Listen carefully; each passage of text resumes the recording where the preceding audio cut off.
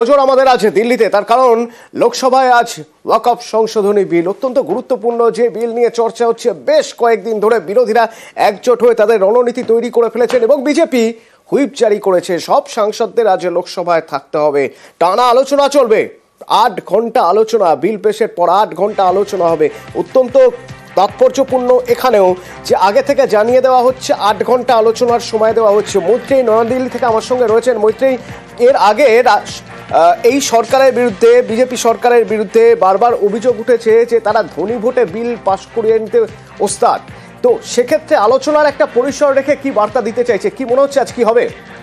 দেখো, ওয়াকফ amendment bill 2024 এই বিল নিয়ে কিন্তু বিতর্কের শেষ নেই এবং শুধু যে বিতর্ক রয়েছে তাই নয়, বিরোধীদের প্রতিবাদ রয়েছে এবং দেশ জুড়ে বিভিন্ন ক্ষেত্রে কিন্তু প্রতিবাদ দেখা যাচ্ছে। ইতিমধ্যেই মুসলিম পার্সোনাল ল বোর্ড তারা সমস্ত সাংসদদের এবং বিরোধী রাজনৈতিক দলদেরকে অনুরোধ করেছেন যাতে এই বিলের বিরুদ্ধে তারা ভোট দেন।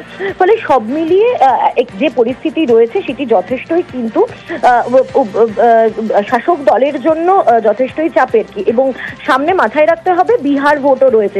ফলে এই সমস্ত ফ্যাক্টর মাথায় রেখেই সরকার পক্ষের পক্ষ থেকে কিন্তু এই যে বিল পাশ করানোর জন্য যে তাগিদ সেটা যেমন রয়েছে, তার সঙ্গে সঙ্গেই তারা চাইছে যে যথেষ্ট আলোচনার সুযোগ দেওয়া হয়েছে বিরোধীদের এই বিষয়টি যাতে তারা তুলে ধরতে পারে এবং বিরোধীরাও তারা এই 8 ঘন্টার যে আলোচনার সময় দেওয়া হয়েছে তাদেরকে, সেই 8 ঘন্টার শুধু বিরোধীদের নয়, বিরোধী এবং শাসক দল উভয় পক্ষ মিলে 8 ঘন্টার আলোচনার জন্য বরাদ্দ হয়েছে, কিন্তু বিরোধীরাও কিন্তু তাদের নিজেদের সময়টা তারা ব্যবহার করতে চাইছে।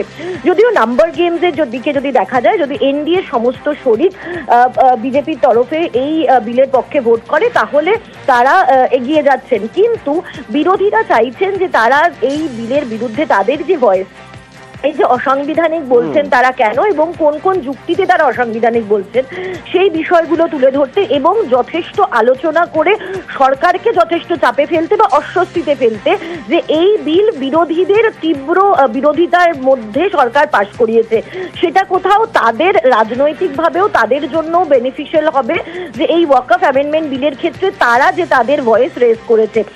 অন্যদিকে সরকারের কাছে চ্যালেঞ্জ হচ্ছে এই বিল পাশ করিয়ে নেওয়া এবং সেই কারণে আজকে 8 ঘন্টার আলোচনা তারা দিয়েছেন এবং বিজেপির তরফ থেকে তো হুইপ জারি করা হয়েছে। এনডিএ শরিকদের সাথে তারা ইতিমধ্যেই কথা বলে নিয়েছেন যাতে মূল যে দুই বড় শরিক অর্থাৎ টিডিপি এবং জেডিইউ তারা যাতে সমর্থন করেন সেই বিষয়টাও কিন্তু তারা কথা বলে নিয়েছেন, যাতে পূর্ণ সমর্থন নিয়ে আজকে রাতের মধ্যে অর্থাৎ দীর্ঘ আলোচনার ব্যাপার 8 ঘন্টা আলোচনা হবে, মানে ধরো রাত 8টা অবধি অন্তত পক্ষে আলোচনা চলবে এবং তারপর এই বিষয় নিয়ে ভোটাভুটি হবে। ফলে সেই ভোটাভুটির সময় যাতে তাদের পক্ষেই এই জোট শরিকরা থাকেন সেই নিয়েও কিন্তু বিজেপি যথেষ্টই আটঘাট বেড়ে রয়েছে। ফলে সব মিলিয়ে আজকের এই 12টার পর থেকে ওয়াকফ অ্যামেন্ডমেন্ট বিলের আলোচনা শুরু হওয়া, তাতে যথেষ্ট 8টা পর্যন্ত 8 ঘন্টা অত্যন্ত গুরুত্বপূর্ণ একটা সময়, দিল্লি থেকে চোখ ফেরানো যাবে না। ধন্যবাদ মৈত্রেয়ী। তো একবার শুনে নেব ওয়াকফ বোর্ডের জেপিসি চেয়ারম্যান জগদম্बिका पाल তার বক্তব্য। ये निश्चित तौर से एक ऐतिहासिक दिन है क्योंकि 1995-2013 में जो एक संशोधन करके और जिस तरह से वक्फ को संविधान के ऊपर कर दिया गया था सेक्शन 40 में, तो आज वो आर्टिकल जो 14 का, आर्टिकल 19 का, आर्टिकल 300A का और आर्टिकल 21 का जो उल्लंघन था आज उसको ठीक किया है और आज इस बिल के पास होने से देश के गरीब पसमानदा आम मुसलमानों का इसका फायदा मिला।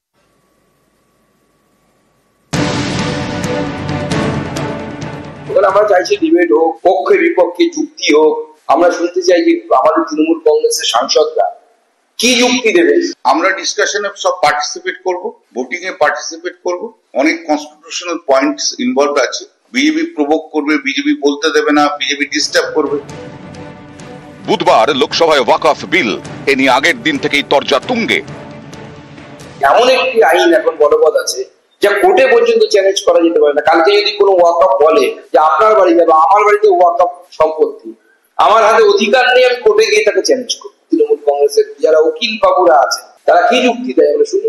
ভারতবর্ষের মানুষের কাছে বলা দরকার আছে এই বিল কতটা অসাংবিধানিক। আজকে হয়তো মুসলিমদের অধিকার খর্ব করছে, কালকে আবার আসবে খ্রিস্টানদের অধিকার খর্ব করবে। একটা আগ্রাসী রোল এই গভর্নমেন্টের, সেই আগ্রাসী ভূমিকার সম্পূর্ণ বিরোধিতা করতে হবে। গত বছর বাদল অধিবেশনে সংসদে ওয়াকফ বিল পেশ করে মোদী সরকার। এরপরেই বিস্তারিত আলোচনার জন্য যৌথ সংসদীয় কমিটির কাছে বিলটি পাঠানো হয়। এবছর বাজেট অধিবেশনের শুরুতেই জেপিসি বিলটি লোকসভায় জমা দেয়। এবার লোকসভায় পেশ সংশোধিত বিল। 2024-এ পেশ হওয়া ওয়াকফ বিলের সঙ্গে এই সংশোধিত বিলের একাধিক জায়গায় পার্থক্য রয়েছে। পুরনো বিলে কেউ 5 বছর ইসলাম ধর্মাচরণ করলেই নিজের স্থাবর অস্থাবর সম্পত্তি দান করার অধিকারী। নতুন বিলে বলা হয়েছে এমন দানের পেছনে ফন্দি, কৌশল বা ভুল বুঝিয়ে দানের চেষ্টা যেন না থাকে। পুরনো বিলে কোনো ওয়াকফ সম্পত্তি সরকারি কিনা তা দেখার দায়িত্ব সংশ্লিষ্ট জেলার জেলাশাসকের।